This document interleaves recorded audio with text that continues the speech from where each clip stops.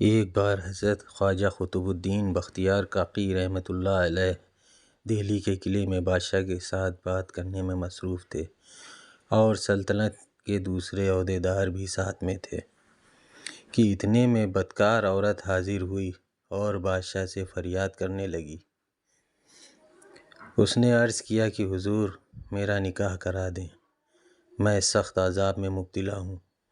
بادشاہ نے پوچھا کس کے ساتھ نکاح کرو گی اور کس عذاب میں گری ہو؟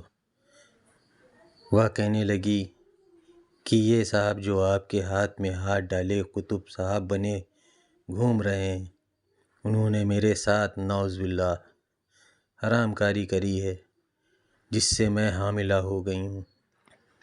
یہ سن کر بادشاہ اور حاضرین کو بہت حیرت ہوئی اور سب نے شرم سے گردن جھکا لی۔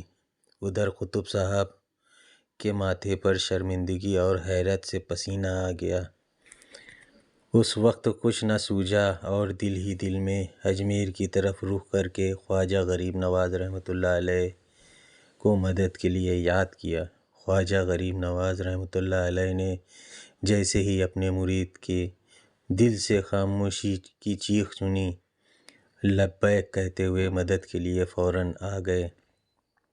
سب نے دیکھا کہ سامنے سے حضرت خواجہ غریب نواز تشریف لا رہے ہیں۔ آپ نے قطب صاحب رحمۃ اللہ علیہ سے پوچھا مجھے کیوں یاد کیا؟ قطب صاحب نے منہ سے تو کچھ نہ بولا لیکن آنکھوں سے آنسو جاری ہو گئے۔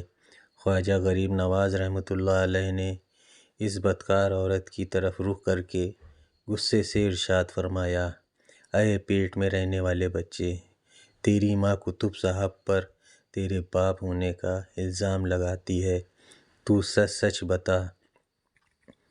اس عورت کے پیٹ سے اتنی صاف اور تیز آواز آئی کہ موجود سبھی لوگوں نے صاف سنی۔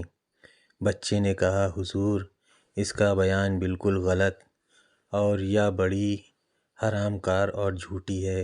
قطب صاحب کے دشمنوں نے اسے سکھا کر بھیجا ہے تاکہ ان کی عزت لوگوں کی نظر میں گر جائے۔ یہ بیان سن کر موجود لوگوں کو بہت حیرت ہوئی اور آپ جھوٹ بولنے اور الزام لگانے کا اس عورت نے جھوٹ بولنے اور الزام لگانے کا اقرار بھی کیا۔ خواجہ غریب نواز رحمۃ اللہ علیہ نے فرمایا عزت اللہ کی ہاتھ میں ہے اور واپس اپنی جگہ پر آ گئے۔ حضرت خواجہ قطب الدین بختیار کاکی رحمۃ اللہ کے علاوہ سب ہی سرکار غریب نواز کے تشریف لانے اور غائب ہو جانے پر بہت زیادہ حیرت میں تھے۔ کہتے ہیں کہ ایک روز آپ کا ایک مرید خدمت میں حاضر ہوا۔ اس وقت آپ عبادت میں تھے۔ جب آپ عبادت کر چکے تو ان کی طرف دھیان دیا۔ اس نے عرض کیا حضور مجھے حاکم شہر نے بنا کسی قصور کے شہر بدر ہونے کا حکم دیا ہے، میں بہت پریشان ہوں۔ آپ نے کچھ دیر دھیان لگایا اور فرمایا جاؤ سزا مل گئی۔ وہیں مرید جب شہر میں واپس آیا تو خبر مشہور تھی کہ حاکم شہر گھوڑے سے گر کر مر گیا۔ ایک روز خواجہ غریب نواز رحمۃ اللہ علیہ انا ساگر کے قریب بیٹھے ہوئے تھے۔ ادھر سے ایک چرواہا آ گیا اور کچھ گائے کے بچوں کو چراتا ہوا نکلا۔ آپ نے فرمایا مجھے تھوڑا دودھ پلا دو۔ اس نے خواجہ غریب نواز رحمۃ اللہ علیہ کے فرمان کو مذاق سمجھا اور عرض کیا بابا یہ تو ابھی بچے ہیں، ان میں دودھ کہاں؟ آپ نے مسکرا کر ایک بچیا کی طرف اشارہ کیا اور فرمایا بھائی اس کا دودھ پیوں گا، جا دودھ لا۔ وہ ہنسنے لگا۔ آپ نے دوبارہ ارشاد فرمایا برتن لے کر جا۔ برتن لے کر جا تو صحیح۔ وہ حیران ہو کر بچیا کے پاس گیا تو دیکھا کہ بچیا کے تھن پہلے تو بالکل سوکھے ہوئے تھے اور اب اس کے تھنوں میں کافی دودھ بھرا ہوا تھا۔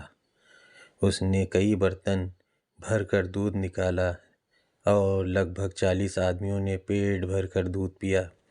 یہ دیکھ کر وہ چرواہا قدموں میں گر پڑا اور آپ کا غلام ہو گیا۔ ایک روز حضور خواجہ غریب نواز رحمۃ اللہ علیہ عقیدت مندوں میں بیٹھے ہوئے تھے اور نصیحت فرما رہے تھے۔ آپ کی نظر دائیں طرف پڑی، آپ ترنت تعظیم کے لیے کھڑے ہو گئے۔ اس کے بعد یہ سلسلہ جاری رہا کہ جب بھی دائیں طرف نظر جاتی تو آپ تعظیم کے لیے کھڑے ہو جاتے۔ جب وعظ ختم ہوا اور لوگ چلے گئے تو آپ کے خاص خادم نے عرض کیا، حضور آج یہ کیا حالت تھی کہ جب بھی آپ کو نظر دائیں طرف پڑتی آپ تعظیم کے لیے کھڑے ہو جاتے۔